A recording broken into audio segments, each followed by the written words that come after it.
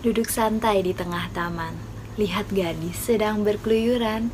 Selamat menyaksikan wahai teman-teman, semoga hari kita penuh dengan keberuntungan.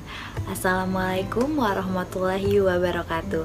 Perkenalkan, nama saya Ajeng Restu Karolin, mahasiswi program studi gizi Universitas Said Jakarta. Pada kesempatan kali ini saya ingin memaparkan materi mengenai triple burden of malnutrition. Triple burden of malnutrition, 3 beban malnutrisi. Triple burden of malnutrition, suatu kondisi yang dimana mengacu pada kekurangan, kelebihan, dan ketidakseimbangan asupan gizi seseorang. Kekurangan, kelebihan, dan ketidakseimbangan asupan gizi pada seseorang mengacu penyakit menular dan penyakit tidak menular.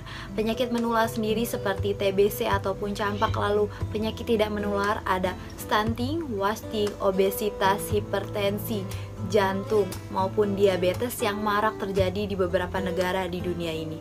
Banyak sekali negara di dunia ini yang mengalami triple burden of malnutrition.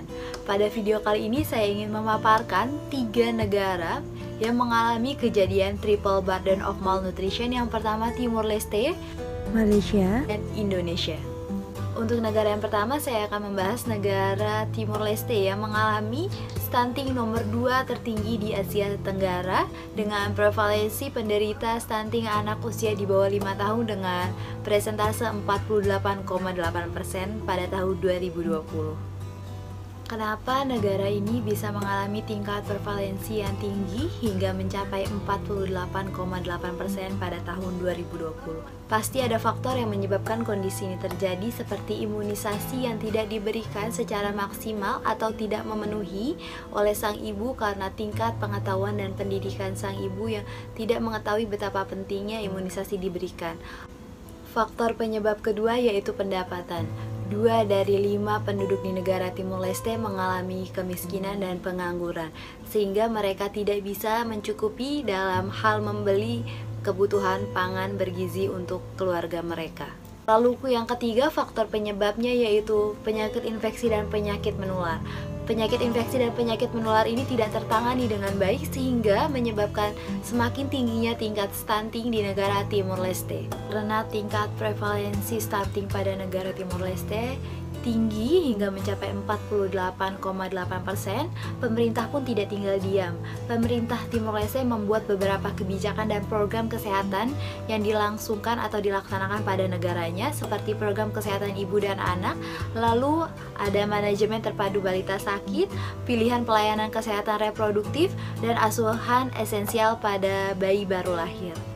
Selain itu, pemerintah negara Timur Leste juga membuat program manajemen terpadu seperti perlindungan dan pencegahan yang mencakup program imunisasi nasional, penggunaan kelambu, lalu pendidikan tentang nutrisi, serta promosi untuk pertumbuhan dan gizi sehat. Lalu kita memasuki negara yang kedua yaitu triple burden of malnutrition in Malaysia.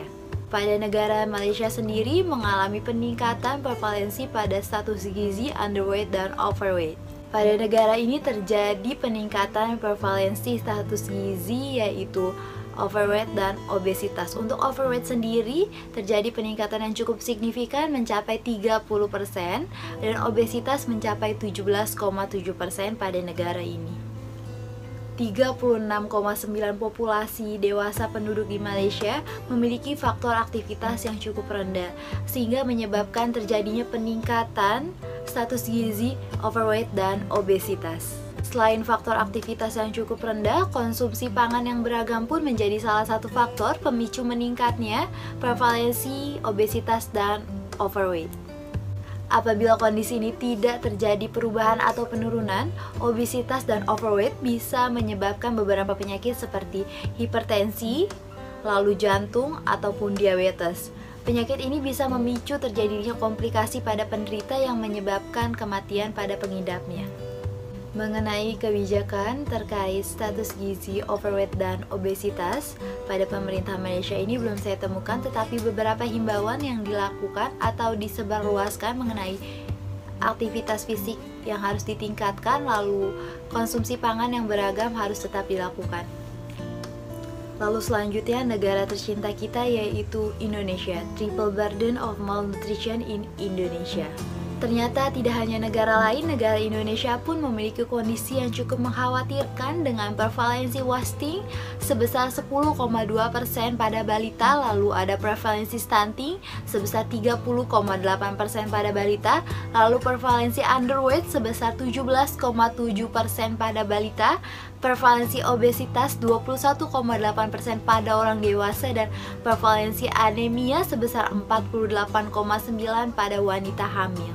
Menurut Riskesdas tahun 2018, salah satu faktor yang menyebabkan kondisi ini terjadi yaitu konsumsi pangan yang tidak memadai dan kerawanan pangan, lalu ada praktik pemberian makanan yang tidak adekuat atau pengasuhannya tidak adekuat, lalu beban penyakit atau akses kesehatan, pelayanan kesehatan yang tidak memadai.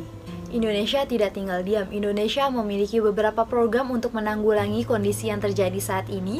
Salah satunya seperti 1000 HPK dan ASI eksklusif. Dengan memberikan edukasi mengenai 1000 hari pertama kehidupan dan ASI eksklusif, diharapkan dapat menurunkan tingkat kondisi triple burden of malnutrition di Indonesia. Lalu ada program pemberian suplementasi tablet penambah darah dan vitamin A guna menurunkan tingkat anemia atau resiko anemia yang terjadi pada saat ini. Lalu juga ada fortifikasi makanan yang akan dikonsumsi oleh masyarakat Indonesia itu sendiri. Serta ada program mengenai pedoman gizi seimbang terkait pentingnya pola makan dan makanan bergizi, dan juga meningkatkan kesadaran mengenai aktivitas fisik yang lebih baik. Selain dengan program, terdapat juga percepatan perbaikan gizi sebagai strategi mencapai target 2020 sampai dengan 2024. Yang pertama, percepatan penurunan stunting dengan peningkatan efektivitas intervensi spesifik, lalu ada peningkatan intervensi yang bersifat life saving dengan didukung data yang kuat yang termasuk fortifikasi dan pemberian multiple mikronutrien. Lalu ada respon cepat perbaikan gizi dalam kondisi darurat. Baik, sekian materi pemaparan mengenai triple burden of malnutrition di 3 negara. Semoga memberikan informasi-informasi yang baik untuk para penonton semua. Dan mohon maaf apabila terdapat kekurangan dan kesalahan. Bisa diberikan komentar atau masukannya sehingga kita bisa sharing atau berbincang mengenai triple burden of malnutrition di negara lainnya. Terima kasih. Wassalamualaikum warahmatullahi wabarakatuh.